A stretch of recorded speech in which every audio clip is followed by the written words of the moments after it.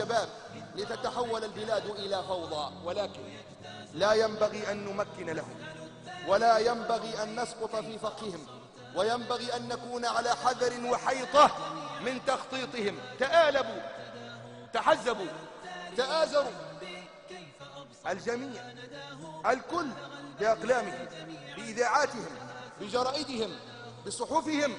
هذا الإعلام إعلام العار، إعلام العار والشنار، إعلام العار ضد أكثر الشعب التونسي، إعلام العار يريد الذي كان بالأمس القريب يلمع صورة ابن علي وصورة النظام الذي سفك دماءنا وابتز واغتصب أموالنا وانتهك أعراض بناتنا. هذا الإعلام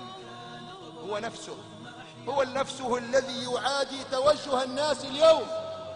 لا يغيظهم الأعداد الهائلة التي تملأ المهرجانات والملاعب والمدرجات في قاعات السينما وغيرها. هذا مثال دين تونسي، احنا توانسة كنا من أهل الجنة، لا بأس، لا، تمتلئ المساجد، تغص المساجد بالمصلين، يأتي بعض الدعاة، يأتي بعض العلماء فيعادى ويشنع به وتروج له الشائعات الكاذبة، وأنتم تسمعون وتقرؤون وتشاهدون هذه الحملة الشعواء. إنهم قد اتحدوا بأقلامهم وأفكارهم ومناهجهم، يريدون أن يقفوا سدا منيعا في وجه الدعوة الإسلامية، ولكن هيهات هيهات، يريدون ليطفئوا نور الله بأفواههم. تقول هذه الشمطاء لما قال لها المذيع: طيب حتى لو كنا منعناهم مش جيان هالدعاة المشارقة، لأنه احنا عنا زواتنا، احنا عنا علماءنا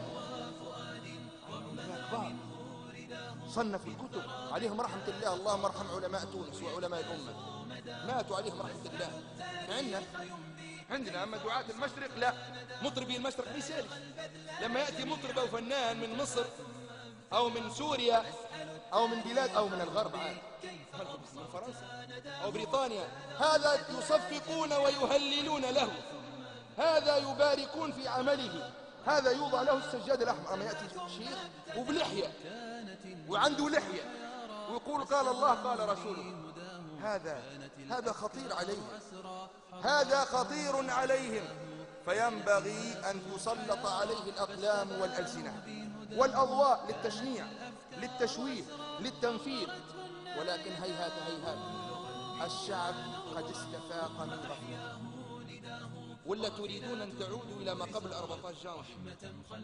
إذا أردتم أن يركب عليكم هؤلاء اخضعوا واخنعوا وسترون، ووالله إنهم لا ينتهزون الفرصة لذلك، والله إنهم لا يتمنون أن يعيشوا يوما واحدا من أيام 7 من النحس. نعم.